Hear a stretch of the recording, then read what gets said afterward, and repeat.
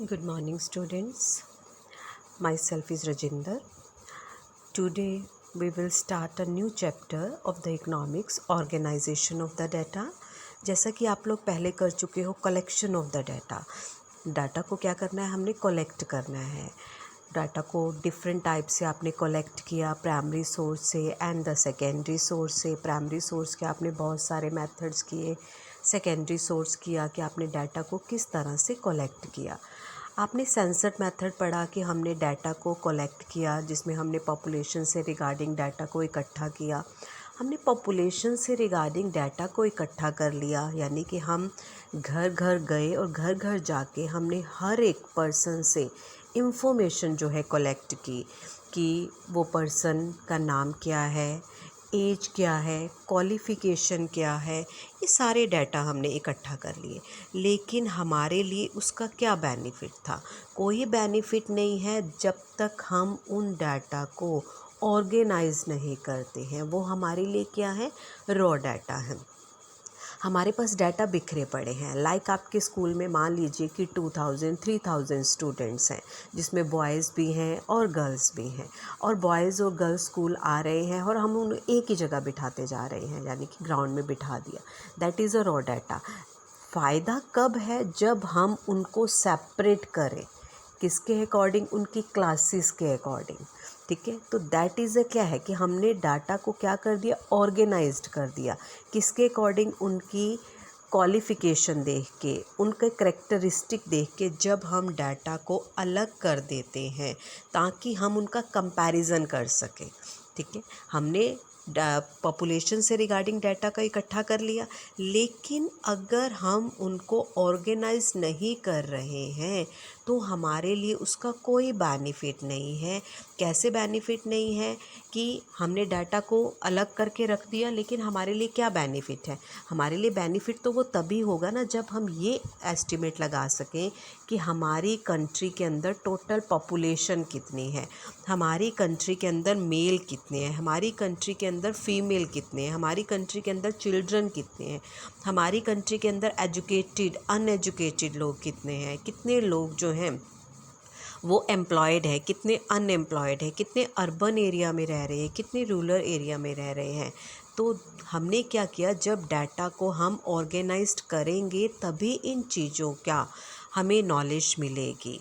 तो organisation of data क्या है? Organisation of a data refers to the arrangement of figure in such a form that the comparison of mass, यानी कि बहुत सारे data हैं, ऑफ द सिमिलर डाटा, कि जितने भी सिमिलर डाटा है उनको हम अलग कर दें, may be facilitated and further analysis में बी पॉसिबल, जिससे कि हम अदर एनालिसिस आगे उसका एनालिसिस कर सकें।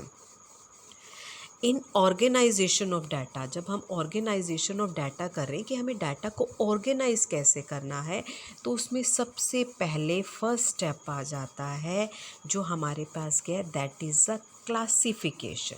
यानी कि हमने डाटा को क्लासिफाइड करना है। कैसे क्लासिफाइड करना है? यानी कि अलग करना है। कैसे अलग करना है?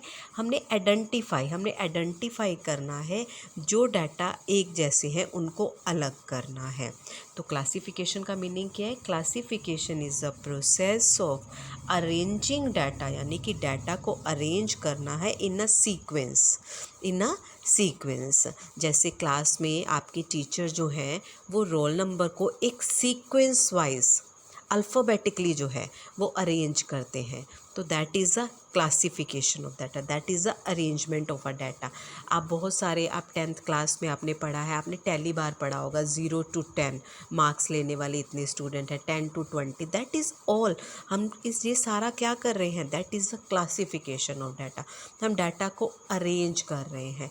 अब जब भी डाटा को अरेंज करते हो, या गर्ल्स के नाम लिख रहे हो, बॉयज़ के नाम लिख रहे हो, तो आप देखते हो क्या, फर्स्ट कॉलम सीरियल नंबर, यानी कि 1 2 3 4 बनाते हो, फिर बॉयज़ के नाम लिख रहे हो, फिर गर्ल्स के नाम लिख रहे हो, फिर मार्क्स लिख रहे हो, तो आप एक लिस्ट प्रिपेयर कर लेते हो। वो क्या है कि आप एक डाटा को क्या कर रहे हो?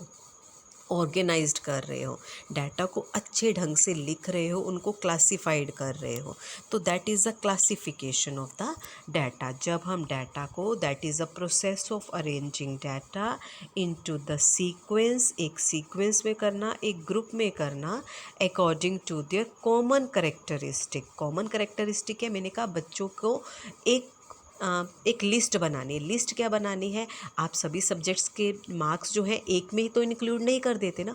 ऊपर जब लिस्ट बनाते हैं तो हम ऊपर क्या करते हैं, मेंशन करते हैं। क्या मेंशन करते हैं, सबसे पहले स्टूडेंट्स नेम। जब स्टूडेंट्स नेम लिख लेते हैं, फिर हम लिखते हैं, कॉलम बनाते हैं, Hindi, English, math, SST, science, ठीक है। तो आप तब मार्क्स लिखते हो। तो हमने क्या किया, एक कॉमन करेक्टरिस्टिक क्या दे दिए, हमने सब्जेक्ट के नाम लिख दिए, ठीक है, और सेपरेट कर दिया हर चीज़ को into the different but relative part.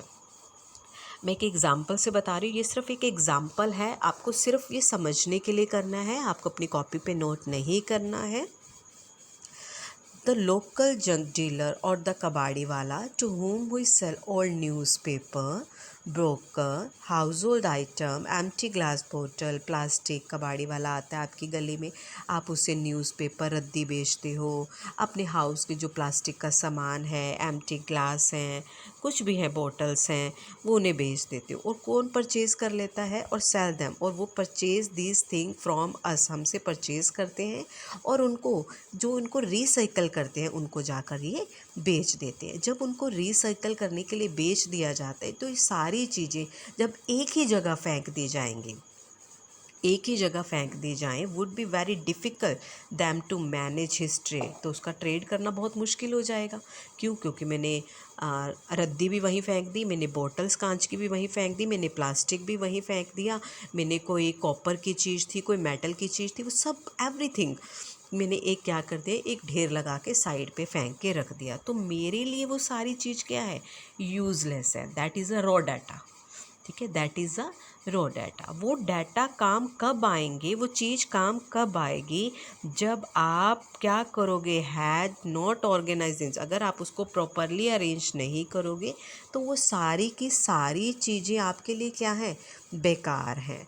तो आपको उसको क्या करना है, क्लासीफाई करना है। जो हम मेन कर रहे हैं, आपको क्या करना है, क्लासीफाई करना है। आप क्या करोगे, to put all newspaper together, जितने भी न्यूज़पेपर थे उन सबको इकट्ठा करोगे, उसको एक रस्सी के साथ बांध दोगे, जितनी भी खाली बॉटल्स थी उसको एक साइड पे ढेर लगा दोगे, जितनी भी मेटल्स हैं, मेटल्स के आर्टिकल्स हैं, उनका एक जगह ढेर लगा दोगे, और जितना भी आयरन, कॉपर, एल्युमिनियम है उसका एक जगह ढेर लगा दोगे। तो आप देखोगे कि आपकी सारी चीज़ें क्या हो गई, अरेंज हो गई, यानी कि आपने उसको क्या कर दिया, अरेंज कर दिया। अब नेक्स्ट देखिए, नेक्स्ट क्या आ जाता है, अरेंज कर दिया। आप एक छोटा मोटा एग्जांपल आप अपने घर का भी ले सकते हो। आप घर में अगर हर चीज़ को एक ही जगह, एक ही कोने में फेंकते रहो, ठीक है, तो क्या आपको जब उसकी चीज़ की ज़रूरत पड़ती है तो क्या आप उसको ईज़िली जो है ढूंढ पाते हो, नहीं। अगर मम्मी घर पे नहीं होती तो हमारा घर तो बिखरा ही पड़ा है, ठीक है। अगर मम्मी घर पर है तो मम्मी को पता है कि आपको क्या चाहिए, आपकी चीज़ें अलग होंगी, आपके भाई की चीज़ें अलग होंगी, आपकी बहन की चीज़ें अलग होंगी, पापा की चीज़ें अलग ड्रॉर में रखी होंगी। तो सारा क्या है, मम्मी सब चीज़ों को क्या करती है, सिस्टमेटिकली अरेंज करके रखती है, यानी कि किसी को भी कोई दिक्कत ना हो, जब भी जिसको ज़रूरत पड़े वहाँ से वो चीज़ निकाली जा सके। ऐसे ही हमारे डाटा है, ठीक है। तो हमें उसको क्या करके रखना है, अरेंज करके रखना है, ताकि हमें जब भी ज़रूरत पड़े हम उसको क्या करें, आराम से निकाल सकें। आपका बैग है, बैग के अंदर आप क्या करो, हर कॉपी पर सेम कवर चढ़ा दो, सेम कवर चढ़ा दो, और उसके ऊपर कोई नेम नहीं लिखा होना चाहिए, कुछ नहीं लिखा होना चाहिए, और आप सारी कॉपीज़ को, बुक्स को बैग के अंदर डाल दीजिए। जब आप सारी चीज़ों को बैग के अंदर डाल दिया, तो अगर आपको किसी सब्जेक्ट की कॉपी ढूंढनी है तो आपको क्या करना पड़ेगा, पहले सारी कॉपीज़ को बाहर निकालना पड़ेगा, फिर उसको खोलना पड़ेगा और देखना पड़ेगा, यानी कि आपने उसको सिस्टमेटिकली अरेंज नहीं किया है, ठीक है। आप देखते हो कि आपके स्कूल में क्या किया जाता है कि सब्जेक्ट वाइज आपको क्या दिए जाते हैं, कवर दिए जाते हैं, ठीक है। Brown colour for the SST, pink green colour for the science, Hindi के लिए अलग कॉपी पे कवर चढ़े। तो ये क्या है, that is the systematically arrangement, systematically, ताकि आपको इन चीज़ों को क्या है आराम से समझा जा सके, आराम से निकाला जा सके, आपको कोई परेशानी ना हो। तो दैट इज़ अ सिस्टमेटिकली। हर चीज़ें हमारी इकॉनमी के हमारे आसपास ही घूम रही हैं, लेकिन हमें ये नहीं पता कि वो चीज़ क्या है।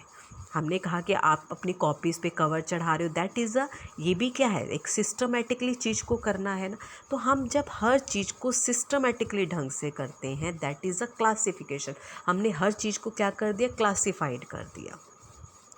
तो आई होप कि आपको मीनिंग क्लियर हो गया होगा कि क्लासिफिकेशन ऑफ द डाटा क्या है। Now the next one is the objectives of the classification. Objective क्या है, ऑब्जेक्टिव यानी कि उद्देश्य क्या है, क्यों हम क्लासिफाइड करते हैं किसी चीज़ को। First is brief and simple. The main objective of classification is to eliminate unnecessary information, कि अननेसेसरी इंफॉर्मेशन जो हमें नहीं चाहिए, and the present the complex data in the simple, और जो चीज़ें हमें चाहिए वो हम सिंपल तरीके से लॉजिकली उसको क्या करके अरेंज करके रख सकें। जब आपके पास किट होगी, पेंसिल किट होगी, आपके पास ज्योमेट्री बॉक्स होगा, आप देखते हो कि आप उसमें हर चीज़ को डालते जा रहे हो। आपके पास बैग है, आप उसमें टेस्ट पेपर डालते जा रहे हो, आप रफ़ कॉपी पेजेस जो हैं फाड़ा और उसमें डालते गए। जब आप अपने बैग को साफ़ करते हो तो आप अननेसेसरी चीज़ें जो आपको नहीं चाहिए आप उसको निकाल के फेंक देते हो। ठीक है, क्यों फेंकते हो, क्योंकि आप अपने बैग को सिस्टमेटिकली अरेंज कर रहे हो। ऐसे ही हम जब डाटा को सिस्टमेटिकली अरेंज करते हैं, हमने सेंसर मेथड किया, हमने डाटा को इकट्ठा किया पॉपुलेशन से रिगार्डिंग, हमारे पास बहुत सारी इंफॉर्मेशन थी। ठीक है, हमने कॉलम बनाए हुए पॉपुलेशन से रिगार्डिंग, क्या कोई पर्सन 8th पास है, 10th है, 12th है, ग्रेजुएट है, पोस्ट ग्रेजुएट है। ठीक है, तो हमें उस पर्सन की सिर्फ पोस्ट ग्रेजुएशन से मतलब है, बाकी कॉलम से हमें कोई मतलब नहीं है। तो हमने पोस्ट ग्रेजुएशन वाला उसका एजुकेटेड में ऐड कर दिया, बाकी नहीं किया। तो जितनी भी अननेसेसरी इंफॉर्मेशन थी हमने उसको क्या कर दिया, डिस्कार्ड कर दिया। तो जितनी इंफॉर्मेशन हमें चाहिए हम उतनी सिर्फ अपने पास रखते हैं, ताकि हमारे जो डाटा है वो क्या बन सके, सिंपल बन सके, और हम उसको ईज़िली क्या कर सके, अंडरस्टैंड कर सके। आप अपने अकॉर्डिंग हर चीज़ को सिस्टमेटिकली अरेंज करते हो ना, ताकि हमें उस चीज़ का आसानी से पता लग सके। ठीक है, कि हम बैग को अरेंज करें, हम अपनी कॉपीज़ जहाँ डालेंगे, बुक्स यहाँ डालेंगे, ताकि हम ईज़िली उस चीज़ को जो है मैनेज कर सकें। ऐसे ही हमारे डाटा है जिसको हमने सिस्टमेटिकली क्या करना है, अरेंज करना है, ब्रीफ अरेंज करना है, उसको सिंपल बनाना है, ताकि हम उसे ईज़िली अंडरस्टैंड कर सकें। यूटिलिटी क्या होता है, किसी चीज़ को यूज़ करना, उपयोग करना। तो क्लासिफिकेशन, हमने डाटा को क्यों सिंपल बनाया, क्यों ब्रीफ बनाया, ताकि जब हमें उसकी ज़रूरत पड़े तो हम सिमिलर डाटा जो है आसानी से वहाँ से उठा सकें।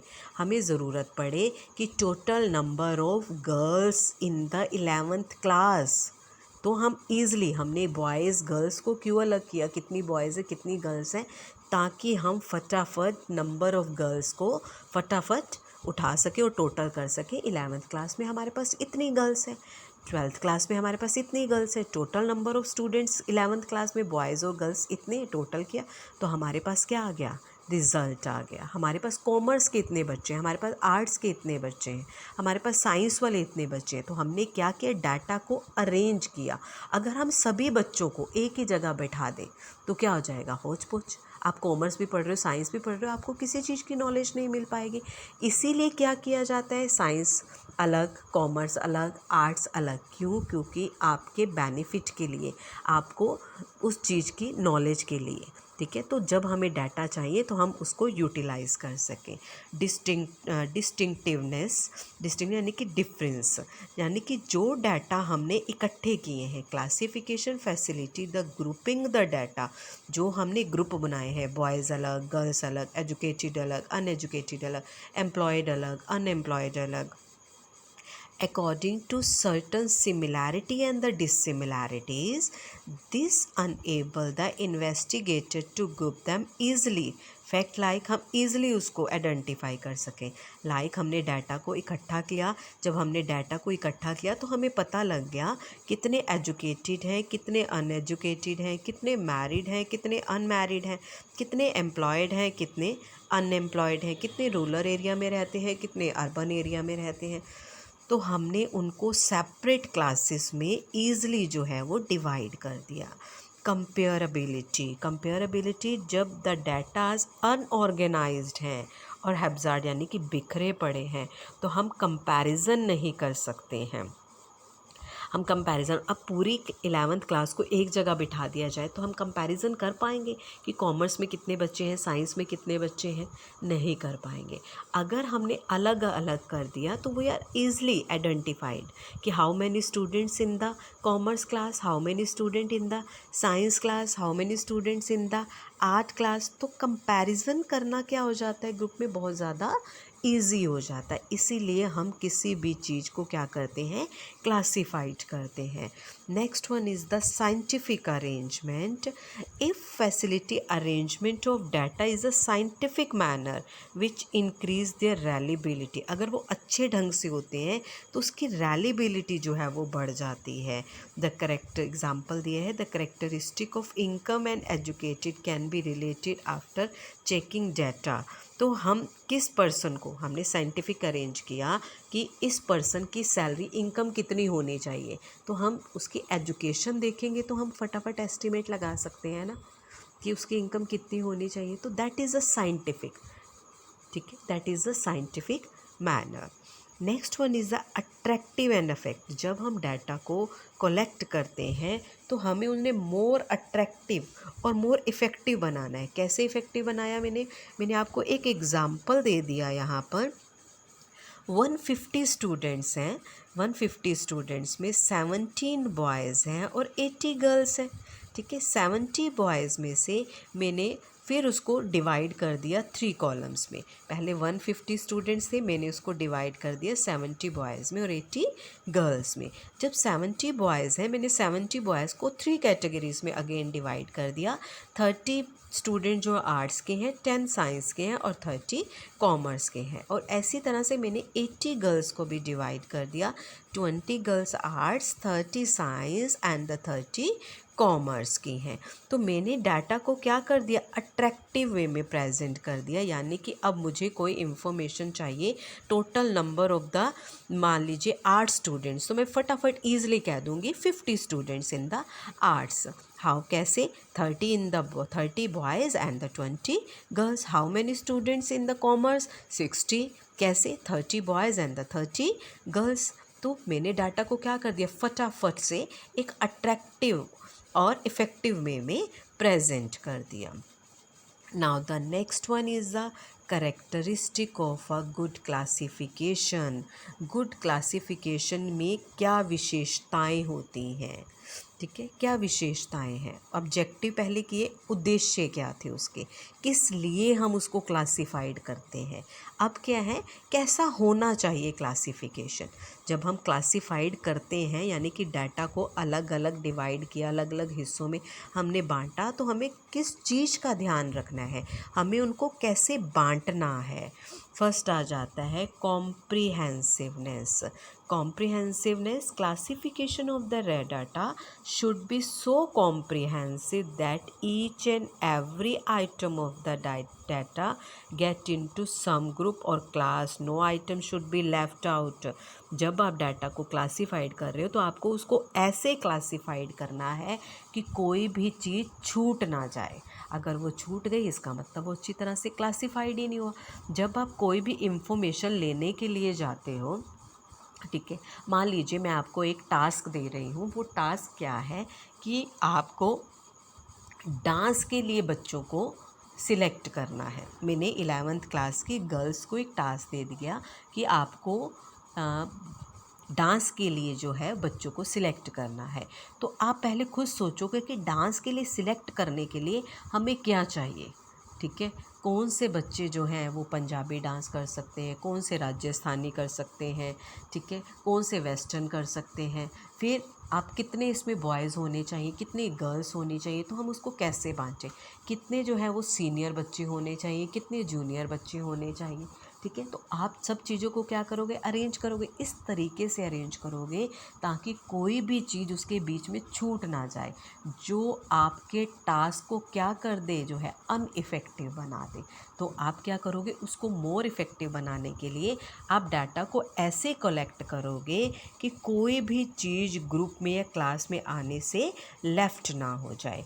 क्लैरिटी, जब आप डाटा को प्रेजेंट कर रहे हो, ठीक है, आप देखते हो कि आपकी टीचर क्लास में लिस्ट बनाने के लिए उस बच्चे को कहेगी जिसकी हैंड राइटिंग बहुत अच्छी हो, जिसकी प्रेजेंटेशन बहुत अच्छी हो, जो बच्चा बहुत नीट एंड क्लीन और बड़े अच्छे तरीके से सीरियल नंबर भी डाले, नंबर ऑफ आप स्टूडेंट्स नेम भी डाले, मार्क्स भी डाले आउट ऑफ, ठीक है, कितने में से मार्क्स हैं, ठीक है। तो क्लैरिटी, तो जैसे ही आप जब डाटा को कलेक्ट करते हो तो डाटा को कलेक्ट करने के लिए आपके पास क्या होनी चाहिए, क्लैरिटी होनी चाहिए। देखिए, classification of the raw data into the class should be absolutely clear.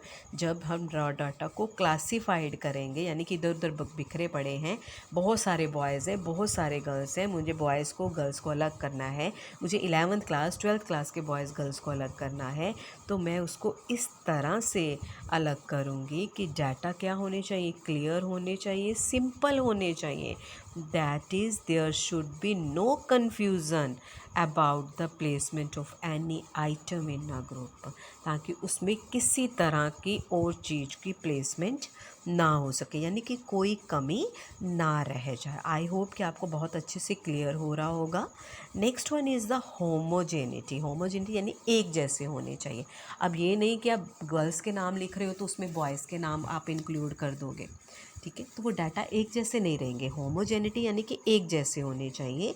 All item in a group और क्लास कैसे होने चाहिए, मस्ट बी होमोजेनिसी। होमोजेनिसी का मतलब है, होमोजेनिटी यानी कि एक जैसे, सिमिलर होने चाहिए, एक दूसरे से मिलते हुए होने चाहिए।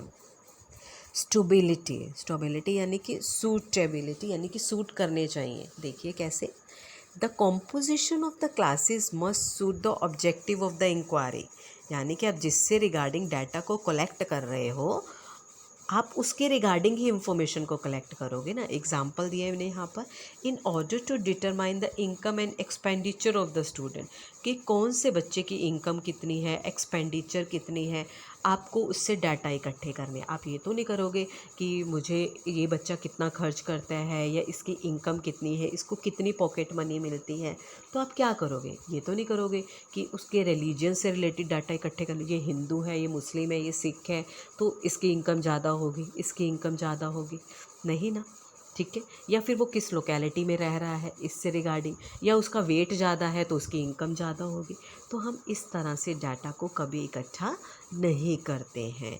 सिमिलर होने चाहिए, यानी कि अगर हमें एक्सपेंडिचर का एस्टिमेट लगाना है तो हम उसकी इनकम, कि उसको कितनी पॉकेट मनी मिलती है, वो कितना खर्च कर रहा है, हम उससे रिगार्डिंग डाटा को कलेक्ट करेंगे। आई थिंक आपको ये सारे कॉन्सेप्ट क्लियर हो रहे होंगे, क्योंकि आप मैथ में इन चीज़ों को करते हो कि पॉकेट मनी कितनी है, नंबर ऑफ़ स्टूडेंट्स को मिल रही है, इतने को मिल रही है, तो आपके सामने वो एक इमेज आ जाएगी कि आपको डाटा को कैसे कलेक्ट करना है। And that is really very interesting chapter. अब नेक्स्ट जो टॉपिक आएंगे, हम आपको डाटा को कलेक्ट कैसे करना है, उसको अरेंज कैसे करना है और उसको किस तरह से टेबल में प्रेजेंट करना है, ये सिखाएंगे हम आपको। स्टेबिलिटी, स्टेबिलिटी मतलब स्टेबल होने चाहिए। A particular kind of investigation should be based on the same set of classification, यानी कि अगर मुझे क्लासिफिकेशन को, डाटा को स्टेबिलिटी रखनी है, मुझे आर्ट्स वाले बच्चों को कलेक्ट करना है, तो आर्ट्स वाले बच्चों के पास मैं स्टेबल सब्जेक्ट दूंगी ना पहले, कि हिंदी है, इंग्लिश है, साइकोलॉजी है, इकोनॉमिक्स है, ठीक है, तो वो स्टेबिलिटी है मेरे लिए।